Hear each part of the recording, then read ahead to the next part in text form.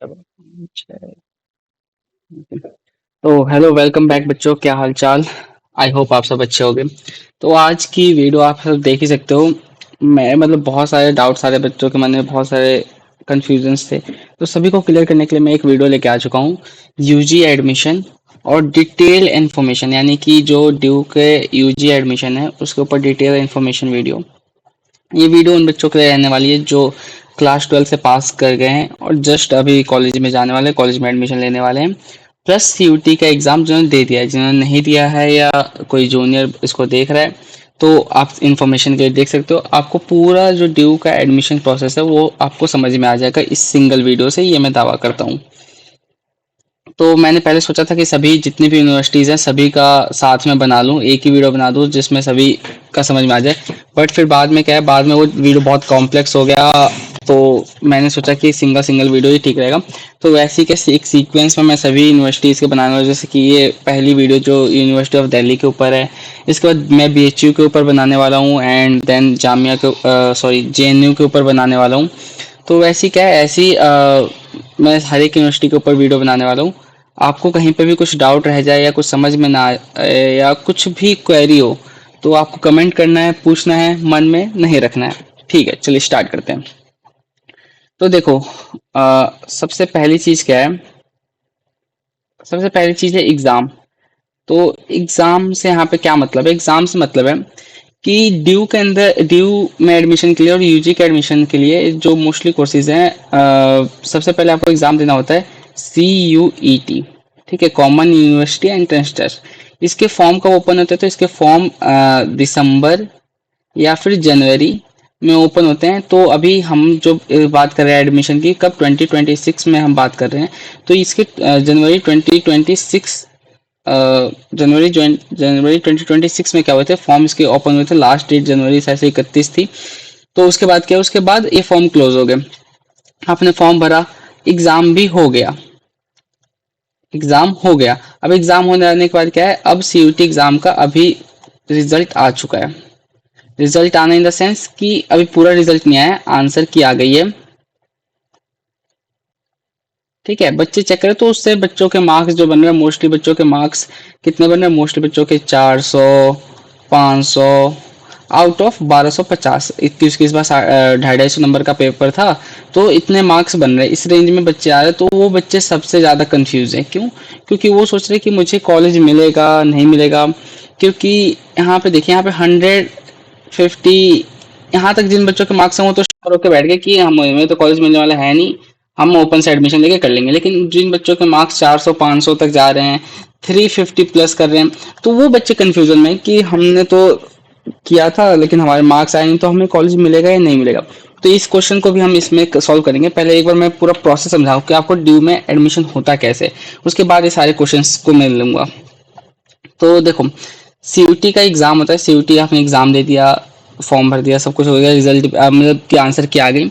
अब क्या होगा, जैसे ही सीयूटी का रिजल्ट आएगा, ठीक है, रिजल्ट के साथ साथ एक और चीज होगा जो होगा आपका ड्यू का। जैसे कि ये जो सीयूटी एग्जाम है सिर्फ ड्यू के एडमिशन के एग्जाम के लिए नहीं होता है। जो सीयूटी आपने एग्जाम दिया है, इससे सिर्फ ड्यू में एडमिशन थोड़ी ना होगा, इससे आपका ड्यू में भी एडमिशन होता है, इससे आपका बीएचयू में भी एडमिशन होगा, इससे आपका जेएनयू में भी एडमिशन होगा।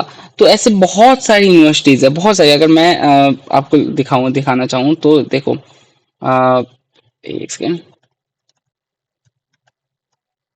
अगर आपको मैं दिखाना चाहूँ तो यहाँ पे आप देखना, आपका बहुत सारे बुलेटिन कहाँ है, इन्फॉर्मेशन बुलेटिन, ये रहा।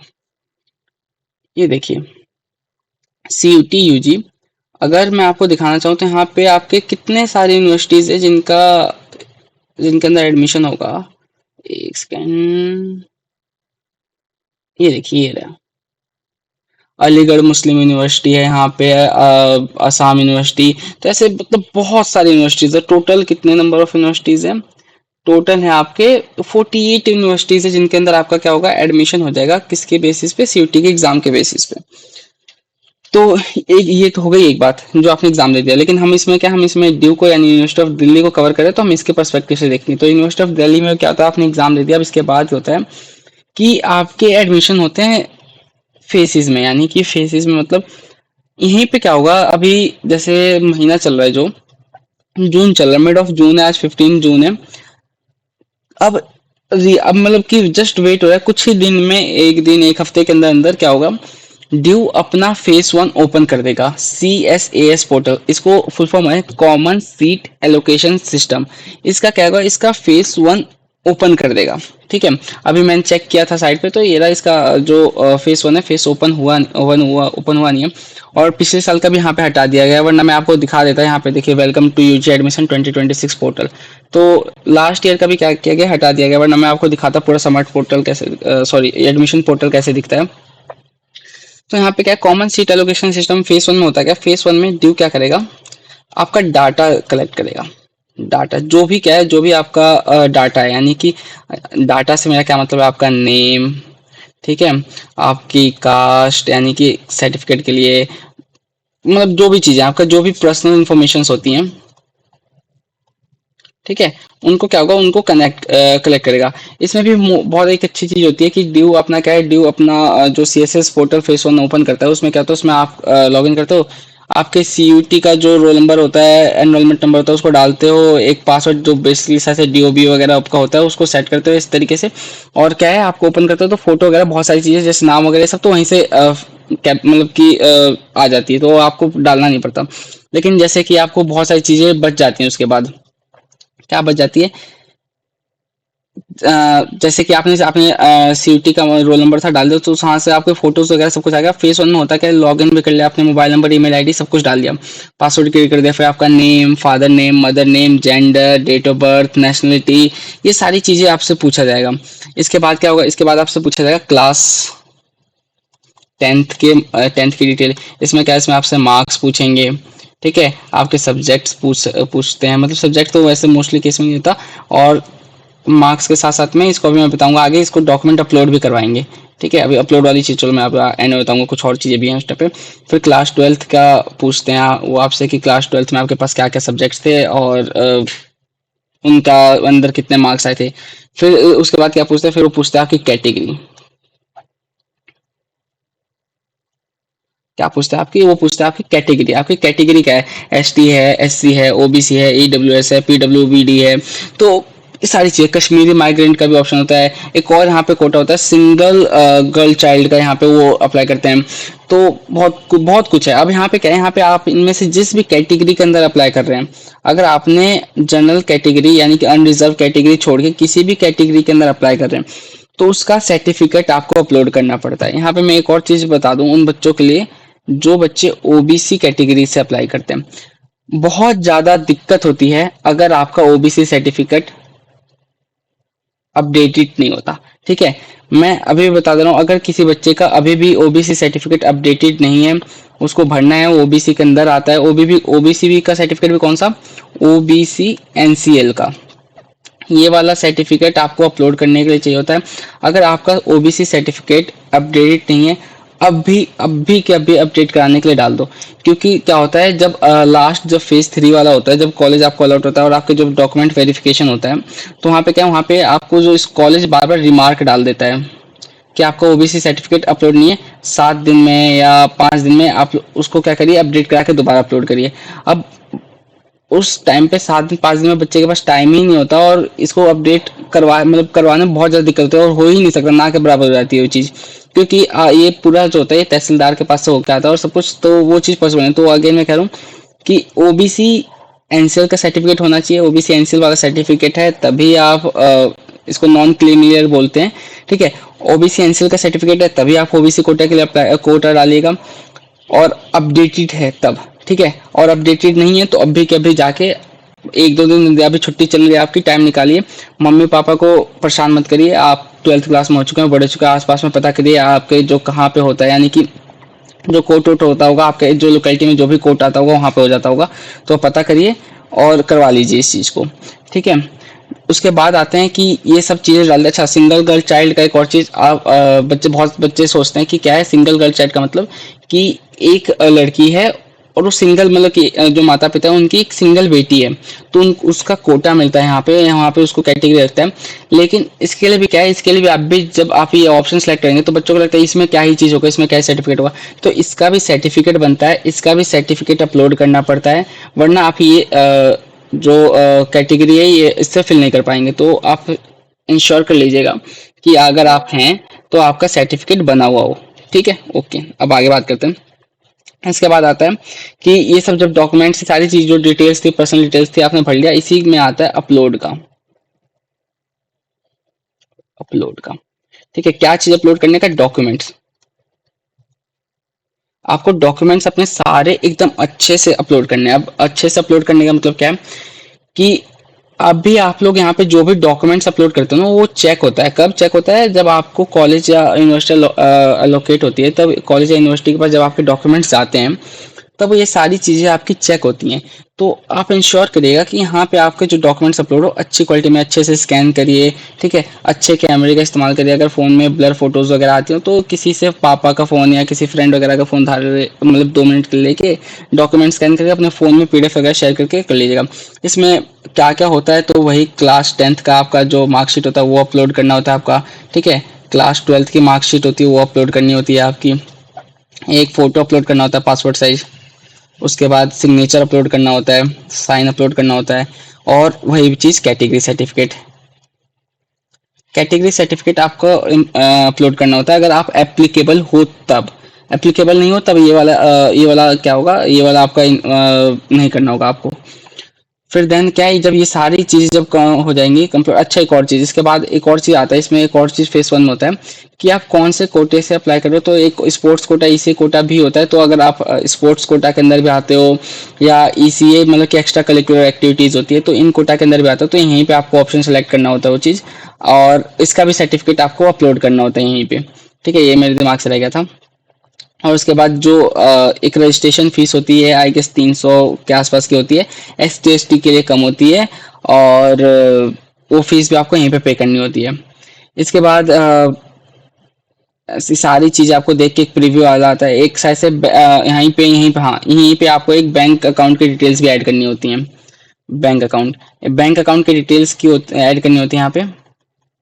तो यहाँ पे क्या होता है, जब आप कभी मतलब कि आपका किसी कॉलेज में क्या हुआ है, नाम चला गया, तो वहाँ पे आपको फीस पेमेंट करनी होती है। अगर आपने अपग्रेड किया है तो दूसरे कॉलेज में नाम चला गया, तो दूसरे कॉलेज में तो आपको क्या है, दोबारा से फीस पे करनी पड़ेगी। अगर मैं ये चीज़ समझाऊँ तो मान लो कि आपका ए कॉलेज में एडमिशन हुआ, वहाँ पे फीस थी 10,000, ठीक है, 10,000 फीस थी। बी कॉलेज में एडमिशन हुआ तो वहाँ पे फीस थी 8,000।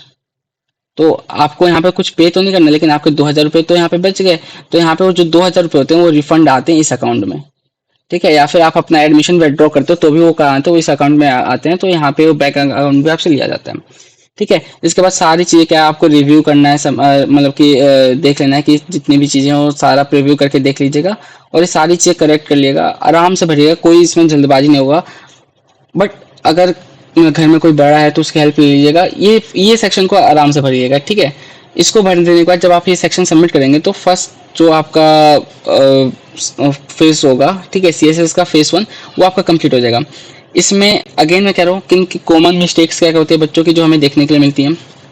रॉन्ग कैटेगरी डाल देते हैं, ठीक है, या रॉन्ग मार्क्स डाल देते हैं। 10th या 12th के जो मार्क्स होते हैं तो रॉन्ग मार्क्स एंटर नहीं करते हैं, नहीं करने हैं, रॉन्ग कैटेगरी एंटर नहीं करनी है, ब्लर डॉक्यूमेंट अपलोड नहीं करने हैं, ठीक है। ब्लर डॉक्यूमेंट अपलोड करोगे तो आपको दिक्कत होगी, क्योंकि अगेन मैं कह रहा हूँ वो आगे सारे चेक होते हैं। इनकरेक्ट मोबाइल नंबर या ईमेल आईडी मत डालेगा, ठीक है, ईमेल आईडी वगैरह आप ट्राई करिएगा कि करेक्ट हो। और लास्ट डे तक का वेट मत करिएगा कि यहाँ तक ये लास्ट डे है तो मैं जाके, रजिस्ट्रेशन ओपन हुआ, ठीक है, आपके जो भी CUT का रिजल्ट मार्क्स वगैरह आएगा उसको अभी भूल जाएगा।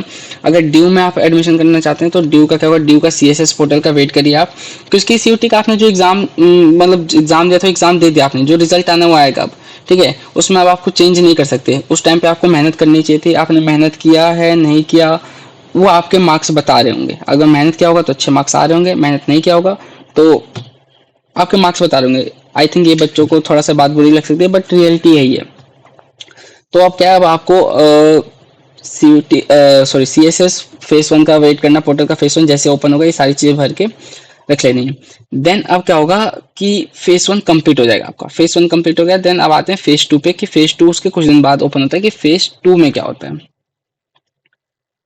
अब फेज 2 पहले ही बहुत सबसे पहले जब सबसे पहली बार 2022 में जब आया था सीयूटी, तब ये चीज क्या होता, तब ये चीज बच्चों को खुद से करना पड़ता था। लेकिन अब क्या, अब ये चीज ड्यू खुद करके देता है। यानी कि क्या होता है कि अब यहाँ यहाँ तक क्या होता है, अब देखो ये जो फेज 1 होता है, फेज 1 यहाँ तक क्या होता है, ये फेज 2 कब ओपन होता है, ये आफ्टर सीयूटी रिजल्ट, ठीक है, आफ्टर सीयूईटी रिजल्ट, ये रिजल्ट आ चुका होता है, ठीक है। यहाँ पे क्या होता है, इसके अंदर मेन जो चीज होती है मेन, ठीक है, वो होता है कोर्स सिलेक्शन। क्या होता है, कोर्स सिलेक्शन इसके अंदर मेन चीज होती है, ठीक है। इसी के अंदर दूसरी जो मेन चीज होती है वो होती है कॉलेज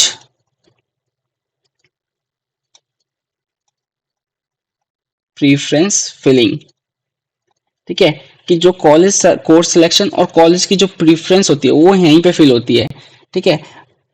कोर्स सिलेक्शन का मतलब क्या है, पहले होता था कि बच्चों को देखना पड़ता था कि वो किस किस कोर्स के लिए एलिजिबल है, किस कोर्स के लिए नहीं है। अब यहाँ पे क्या करता है, ड्यू खुद ये काम करके देता है। जैसे कि आपका एक ड्यू, जैसे फेज 2 ओपन होगा, ड्यू आपको क्या एक लिस्ट ऑफ कॉलेजेस और लिस्ट ऑफ कोर्स दे देगा, ठीक है। मैंने गलती से कॉलेज बोल दिया, यहाँ पे कोर्स की क्या करता है, कोर्स की आपको एक लिस्ट प्रोवाइड कर देगा, ठीक है। इसमें जितने भी कोर्सेज के लिए आप एलिजिबल होंगे सारे कोर्सेज मेंशन होंगे। जैसे कि मान लीजिए बीए का कोई बच्चा है तो बीए पोल साइंस के लिए या इकोनॉमिक्स के लिए, जो भी चीज़ है, जो भी है कोर्सेज है, ठीक है, वो आपके सब्जेक्ट के अकॉर्डिंग आपको यहाँ पे क्या है, यहाँ पे वो डू करके दे देगा कि इन इन कोर्सेज के लिए आप एलिजिबल हो।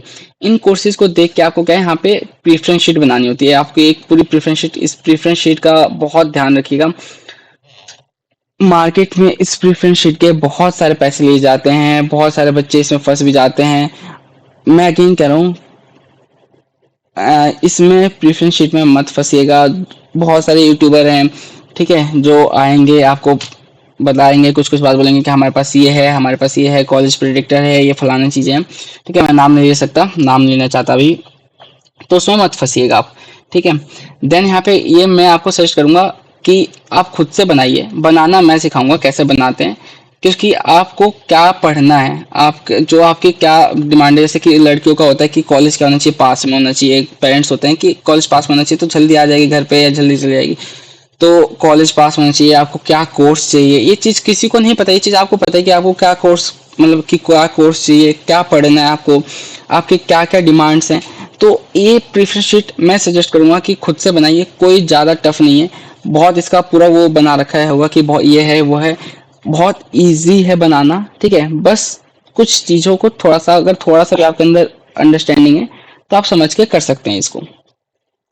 तो और कोई अगर टीचर भी देख रहा है तो मैं उसको भी यही सजेस्ट करूंगा कि आप बच्चों को प्रेफरेंस शीट बना के मत दीजिए, उनको बनाना सिखाइए कि कैसे प्रेफरेंस शीट बनाते हैं, ठीक है। तो प्रेफरेंस शीट में इस वीडियो में डिस्कस नहीं करूंगा, प्रेफरेंस शीट के लिए मैं अलग से वीडियो लेके आऊंगा। आप चैनल को सब्सक्राइब करके रख लीजिए।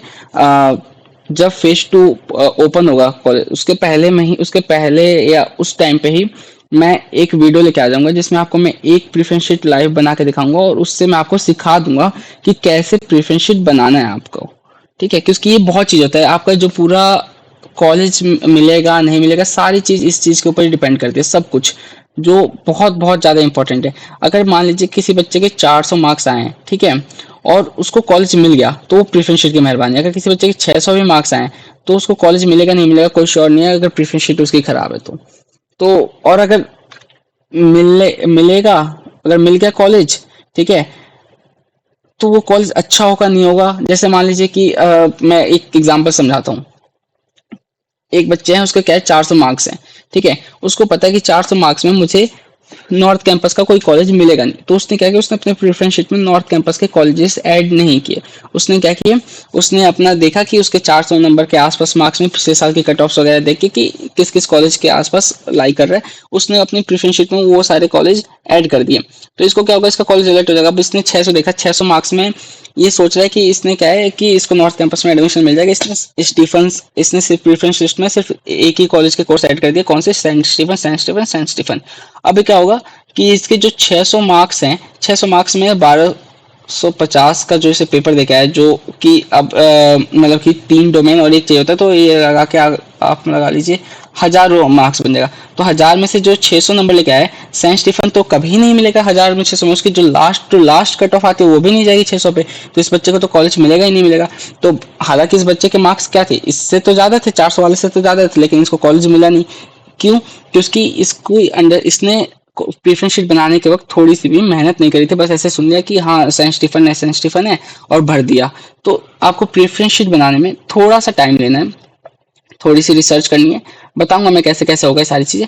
तो अभी तो जस्ट मैं आपको एडमिशन प्रोसेस समझा रहा हूँ कि आप हर एक चीज के लिए क्लियर रहो। तो ये तो था एडमिशन प्रोसेस का फेज 2 कि आपको प्रेफरेंस शीट बना ली, प्रेफरेंस शीट बना के लॉक कर दिया, दैट्स इट। आपको प्रेफरेंस शीट बन जाने के बाद क्या करना है, वेट करना है। किस चीज का वेट करना है, फेज 3 ओपन होने का।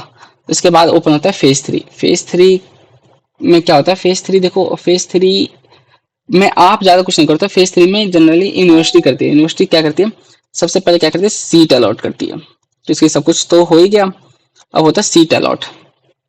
सीट अलॉट का मतलब कि आपने जो भी प्रेफरेंस शीट बनाई थी उसके बेस पे यूनिवर्सिटी आपको सीट अलॉट कर देगी।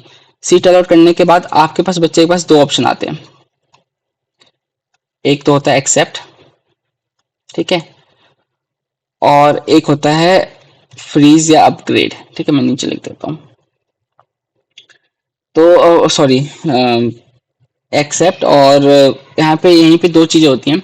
एक होता है कि आपने एक्सेप्ट कर लिया और फ्रीज कर दिया, यानी कि जो भी आपको कॉलेज यूनिवर्सिटी मिली हुई है, आपने उस कॉलेज को यूनिवर्सिटी को क्या किया, कोर्स को यूनिवर्सिटी, बार बार मैं यूनिवर्सिटी बोल रहा हूँ, कॉलेज को और कोर्स को आपने क्या किया, एक्सेप्ट कर दिया और उसको लॉक कर दिया। यानी कि आप उस कोर्स से और उस कॉलेज से संतुष्ट हो, आपने लॉक कर दिया, तो आपका क्या होगा, आपका फिक्स हो जाएगा, आप क्या हो जाएगा, आप एडमिशन प्रोसेस से बाहर हो जाओगे। दूसरा होता है अपग्रेड का, कि आपने क्या किया, आपने उसको अपग्रेड में डाल दिया। अब मैं दोनों केसेस की बात करूंगा एक एक करके। किस बच्चे में ये चीज क्या है, किस बच्चे में ये चीज नहीं दिखती एक तो आता है जो जिसकी सबसे पहली प्रेफरेंस है। अगर किसी बच्चे को प्रेफरेंस शीट में उसकी सबसे पहली प्रेफरेंस मिल गई तो उसके में सिर्फ क्या आता है, एक्सेप्ट एंड फ्रीज का आता है। लेकिन अगर किसी बच्चे को पहली प्रेफरेंस को छोड़ के उसके नीचे की सेकंड प्रेफरेंस भी मिली है तो उसके में दोनों ऑप्शन आएंगे।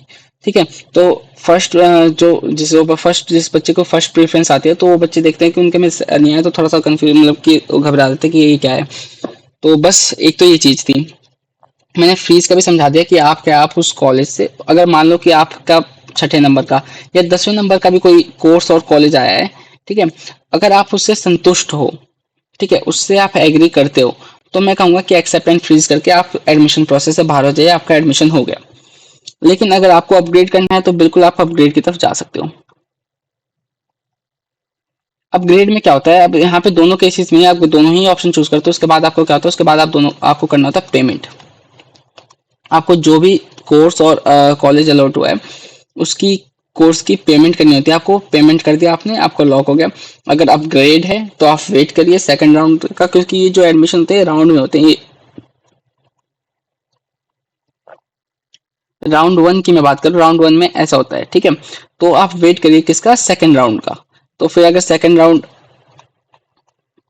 होगा तब क्या होगा, तभी जिन्होंने अपडेट किया था यहाँ पे इनको दूसरा कॉलेज अलॉट हो जाएगा और अगेन से यही 2 चीज वापस निकल के आ जाएगी, एक्सेप्ट रिजेक्ट, और ऐसे बच्चों को कॉलेज अलॉट होते जाएंगे।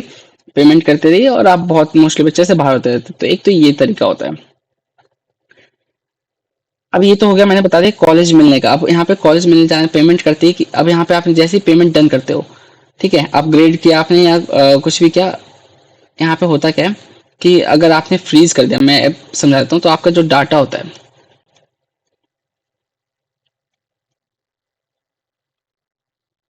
कि जैसे ही आप क्या करते हो, पेमेंट करते हो, आपका डाटा किसके पास भेज दिया जाता है, कॉलेज के पास भेज दिया जाता है।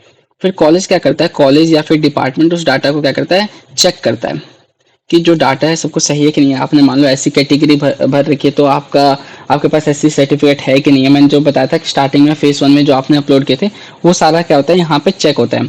अगर यहाँ पे सब कुछ चेक है तो प्रिंसिपल अप्रूव कर देते हैं और आपका क्या होता है, प्रिंसिपल अप्रूव कर दिया, आपका एडमिशन होता है पूरा एक तरीके से 99.99% 100% पूरा कंफर्म हो जाता है। ठीक है, यहाँ पे यहाँ तक आने का मतलब कि 99% क्या 95% तक तो कंफर्म हो चुका होता है।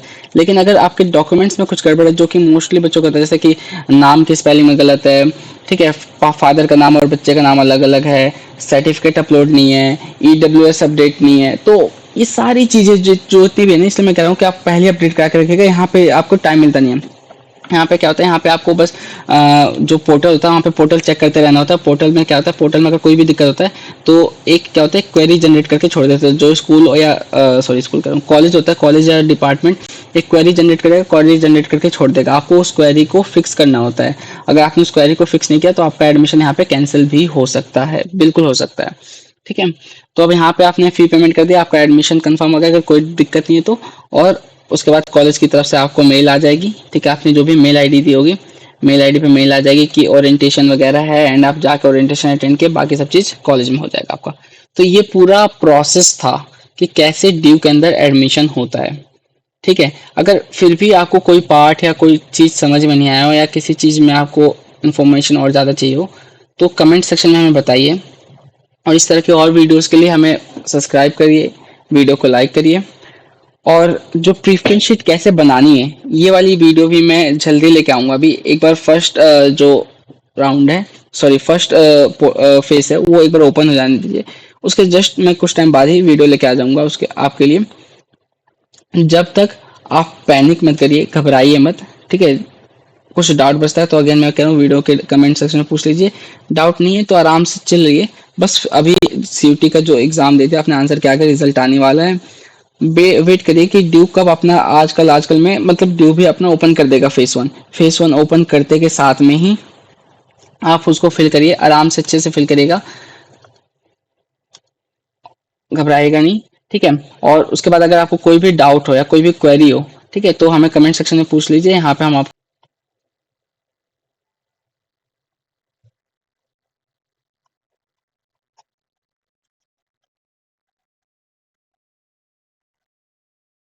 Thank you.